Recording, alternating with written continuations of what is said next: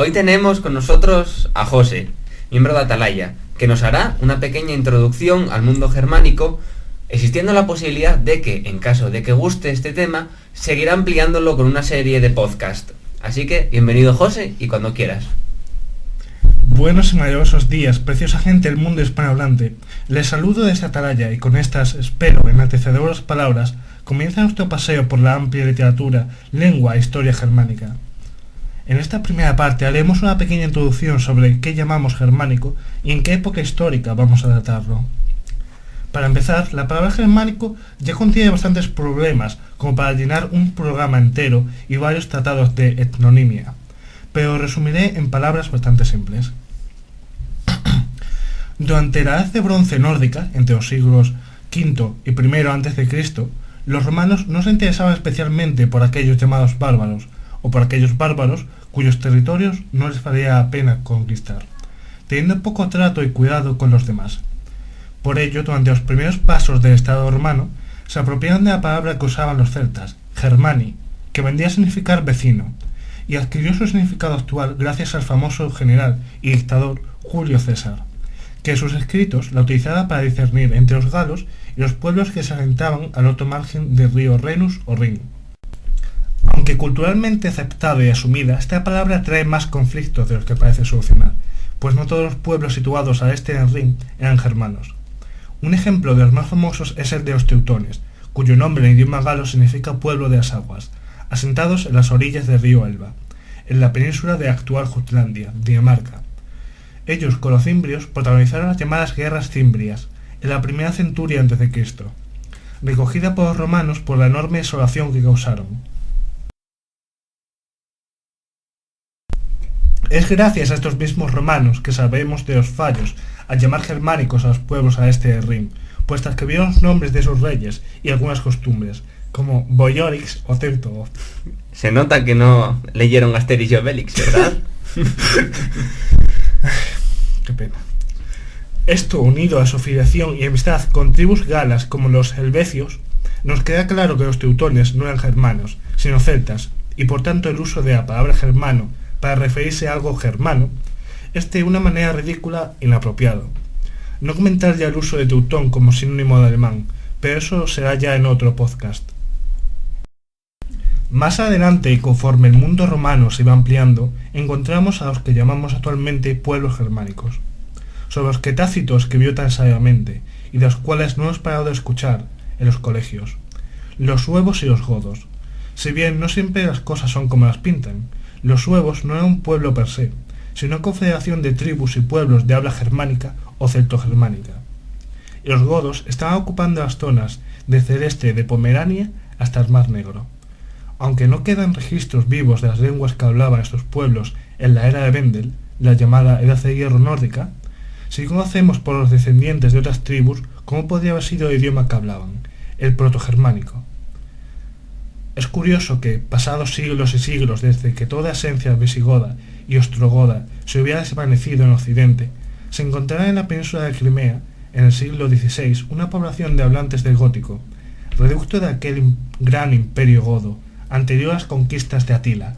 Espera, José, Atila el Uno, ¿verdad? Sí, gracias, señor Daniel, gracias por su intervención. Aunque todo esto es extremadamente interesante para un historiador, es en este momento cuando la historia da un giro bastante curioso. En el siglo V, la época de las grandes migraciones, suceden las primeras grandes historias germánicas de las que tenemos constancia, omitiendo los mitos e invenciones de la época. Antes de profundizar más en el tema, he de reconocer que no soy objetivo. Adoro la literatura escandinava, y como tal, es lógico que le dé más bombo a la islandesa noruega que a otras fuentes, porque, entre otros motivos, son las que mejor han resistido el paso del tiempo y del cristianismo, sobre todo el último, que con su afán unificador y purgador de las creencias paganas, destruyó tantos elementos preciados de tantas diferentes culturas, si bien conservó otros. Pero como dicen, la historia ya está escrita, y es inútil llorar sobre mojado. Ya afirmando mi inclinación hacia las literaturas escandinavas, terminaré esta introducción con una de las expresiones más bellas y antiguas en lengua anglosajona, concretamente el poema Witsit, que paradójicamente sobrevivió al flujo de la espada y la cruz gracias al esfuerzo de hombres de fe, como Asamblea el Venerable, que habla de tribus, reyes y sucesos que ocurrieron más de medio siglo antes de su composición, cerca del siglo IX. Witzig Mafalede Warthog Honlik, Sefemona Mais Magfa, Ofer Eorfan, Folka Gronenfere. Y entonces habló el viajero, abriendo el tesoro de las palabras, él, que había viajado más que cualquier hombre, y había visto muchos pueblos y naciones a lo largo de la tierra. Bueno, José, ahora que ya se ha acabado, si me permites, y mientras estabas haciendo la introducción, he tomado una serie de anotaciones para ver si, es unas preguntas muy cortas, a ver si, para que quede un poco más claro todo el tema. La primera pregunta, y es algo referido a lo que nombraste al principio, era la etnonimia. ¿Podrías explicar qué es y qué estudia? Sí, no hay ningún problema. La etnonimia es el estudio de los nombres de los pueblos, como por ejemplo los asturianos. ¿Por qué se llama así? En el contexto de la introducción la utilicé para referirme a por qué los germanos, llamados germanos, es un poco, digamos, ridículo. Vale, pues a ver, la siguiente pregunta. Hiciste una referencia hacia los pueblos al este del Rin.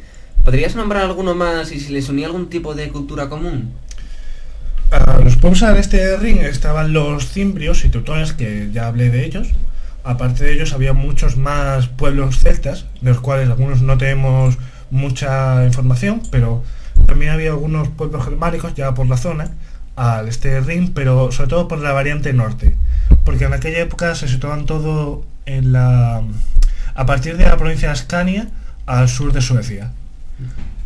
También había algunos pueblos indoeuropeos de los cuales no tenemos tampoco mucho registro, y algunos pueblos ilíricos de la actual zona de Bosnia que también se iban moviendo. En la zona bávara también había algunos pueblos, una mezcolanza de pueblos bastante curiosa entre celtas, algunos latinos. Pero estos pueblos, por los que yo entendí, lo que estás explicando ahora mismo, al ser una especie de pueblos nómadas, ¿no? Entonces, ¿podríamos hablar de que tienen algún tipo de cultura en común o solo unos rasgos, pero no se podría hablar de una cultura como tal? Entre los celtas sí podemos hablar de una cultura en común, teniendo un idioma muy parecido o casi el mismo idioma, pero cada tribu tenía sus propias costumbres, si bien algunas se les parecían, igual que con los íberos en la península, que había íberos, celtíberos, los celtas, los lusitanos. Todos ellos tenían algo en común, pero no era una cultura que llamaríamos en común totalmente. Estaban algunos muy diferentes entre ellos, como por ejemplo la diferencia dialectal de un pueblo a otro, pero en culturas. Vale. En la siguiente pregunta que te voy a hacer, hiciste referencia a los suevos y los godos. Estos dos pueblos, si mal no recuerdo, aparecían en los libros de historia como uno de los primeros asentamientos que se hicieron en la península. Pero la pregunta es, ¿se pueden rastrear algún tipo de influencia de estos dos pueblos en otros países, aparte de España? Yo no diría que fueron los primeros que se asentaron en la península ibérica, pero sé a lo que te quieras referir. Sí, aparte de España, los cuales fueron bastante comunes, podemos decir que se asentaron en la actual Bulgaria, cuando los desplazaron de su reino godo en el Mar Negro. Luego pasaron por la zona de los Cárpatos hasta Italia y decidieron, gracias a un emperador romano cuyo nombre no me acabo de acordar, diré Constantino, pero tampoco quiero liarme en cosas que no estoy muy seguro, llegaron a la península ibérica como foederati. También estuvieron bastante tiempo en la zona de Aquitania, en la cual hay bastantes restos en Narbona, Toulouse. Toda esa zona tiene una influencia goda bastante visible aún en día. Vale, ahora me quedan un par de preguntas en un aspecto un poco más académico. La primera es, ¿qué otras fuentes utilizas para el trabajo? Depende de a qué zona del ámbito germánico me quiera referir. Para lo anglosajón está el Witzig, que es un poema, como ya dije, recogido gracias a los clérigos y demás. Todo lo que leo, sobre estos temas, es sobre todo gracias a la influencia de grandes hombres de las letras, y a aquella época estaban unidos a la fe. Pero uno de yo diría el más importante de todos, sería la Edda Poética, que curiosamente la tengo aquí al lado, como puedes verla. La Edda Poética, que está en el Codex Regius, con la Edda Prosaica, Edda Mayor y Edda Menor, escrita por Snorri Sturlason en el siglo XII. Es lo mejor para poder hablar de la cultura de los pueblos germánicos, sobre todo escandinavos, de tiempo anterior al cristianismo. En ella se recoge muy bien la teogonía y cómo pensaban esos pueblos en sus creencias paganas, ya que el autor no era... O sea, tenía influencias con los hombres de fe, pero en sí mismo no era un hombre de fe. Y como dije antes, es la que mejor recomiendo si te quieres meter en el mundo germánico, como, no sé, como para empezar. Vale. Bueno, pues la siguiente pregunta era si recomendarías algún libro en especial sobre bibliografía básica, pero bueno, ya que me has pisado la pregunta, muchas gracias por venir, José, de verdad. Y para acabar, decir que todos estos títulos de libros y códices que José ha nombrado los pondremos en la descripción del vídeo, y para los siguientes vídeos de esta serie del mundo germánico vamos a dejar enlaces a las redes sociales para proponerle preguntas o algún tema en especial a José. Muchas gracias. Muchas gracias. Os esperamos en la siguiente emisión.